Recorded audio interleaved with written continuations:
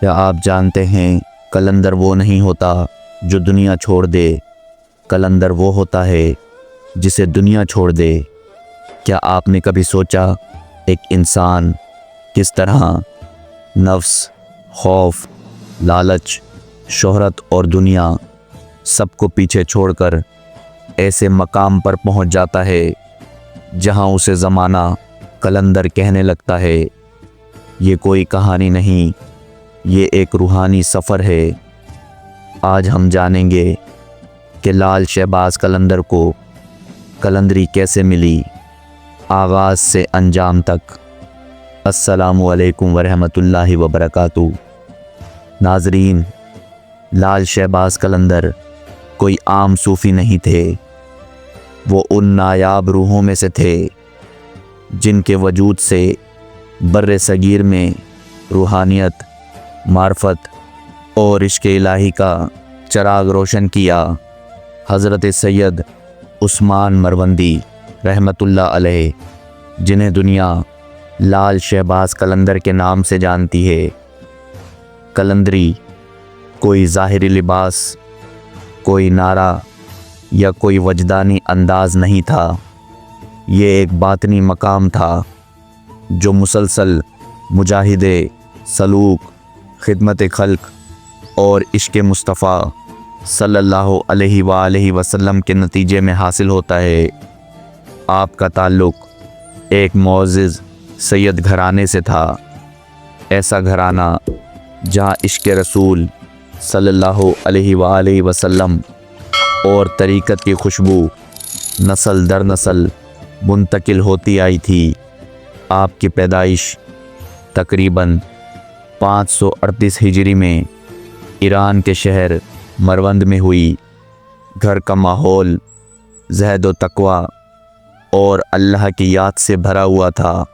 بچپن ہی سے آپ عام بچوں جیسے نہیں تھے، دل عبادت کی طرف کھینچتا تھا۔ دنیاوی کھیل آپ کو متوجہ نہ کر سکے۔ کم عمری میں آپ نے قرآن مجید حفظ کر لیا۔ عبادت اور ذکر میں ایک عجیب سی خوشی محسوس کرتے اور راتوں کو جاگ کر تلاوت کرنا آپ کی عادت بن چکا تھا۔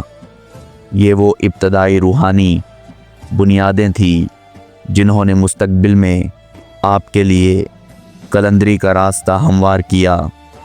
جوانی کی دہلیز پر قدم رکھتے ہی آپ نے علم حاصل کرنے کا آغاز کیا۔ فقہ، حدیث، تفسیر، فلسفہ، منطق، ظاہری علوم میں آپ نے غیر معمولی مہارت حاصل کی، لیکن دل پھر بھی مطمئن نہ ہوا، کیونکہ آپ کی اصل لگن علم باطن کی طرف تھی۔ وہ علم جو کتابوں سے نہیں بلکہ دل سے دل تک منتقل ہوتا ہے۔ اسی جستجو میں آپ نے مختلف علاقوں کے بزرگ، صوفیاء اور مشائخ کی صحبت اختیار کی۔ آپ نے ان اولیاء کی خدمت کی جو سلسلہ قلندریہ، سہروردیہ اور چشتیہ سے وابستہ تھے۔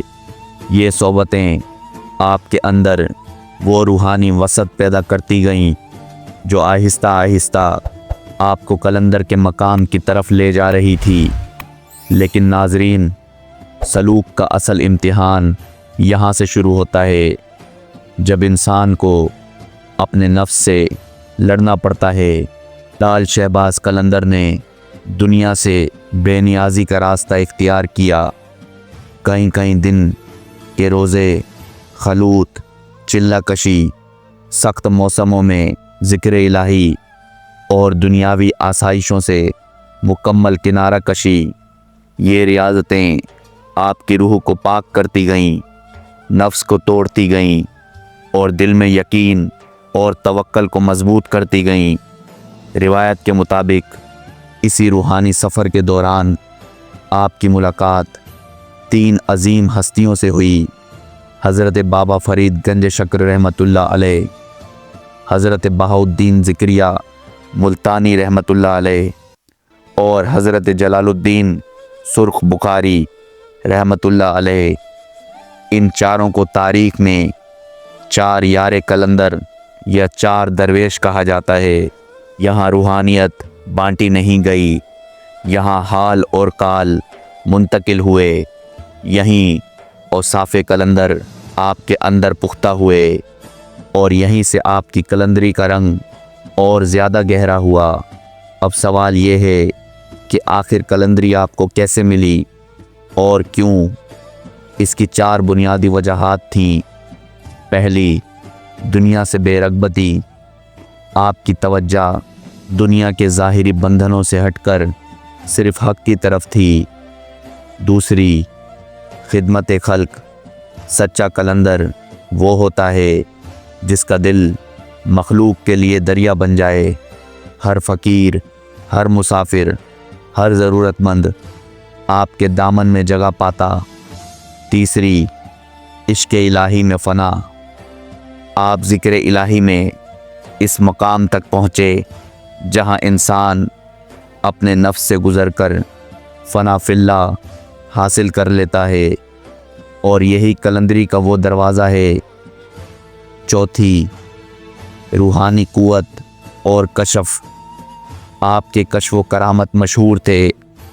ایک نظر میں مرید کے دل کا حال جان لینا، بیماروں کا شفا پانا اور بھٹکے ہوئے کا راستہ پا لینا، یہ سب فیضان قلندری کی نشانیاں تھیں۔ آپ کے لباس میں اکثر سرخی ہوتی تھی اور چہرے پر ایسا نور جیسے لال چمک رہا ہو، اسی لیے لوگ آپ کو لال کہنے لگے۔ لال، سرخ نگینہ، شہباز، بلند پرواز روح اور قلندر، دنیا سے آزاد، عاشق خدا۔ جب آپ سندھ تشریف لائے تو یہاں کے لوگوں میں روحانی انقلاب برپا ہو گیا۔ ملنگ، فقراء اور عام لوگ آپ کے حلقہ ارادات میں شامل ہونے لگے۔ محفل سماع، ذکر قلندر، در در جا کر مسکینوں کی مدد اور محبت و امن کا پیغام، یہ سب آپ کی قلندری کی واضح نشانیاں تھیں۔ آپ نے اپنی پوری زندگی اللہ کی محبت، رسول صلی اللہ علیہ وآلہ وسلم کی غلامی اور انسانیت کی خدمت میں گزار دی، اور یہی وہ راستہ تھا جس نے آپ کو شہباز قلندر بنا دیا۔ 673 ہجری میں آپ کا وصال ہوا، مگر قلندری کا چراغ آج بھی روشن ہے۔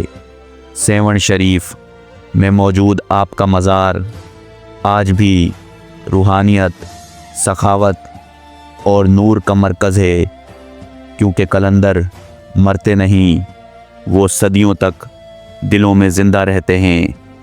اللہ حافظ۔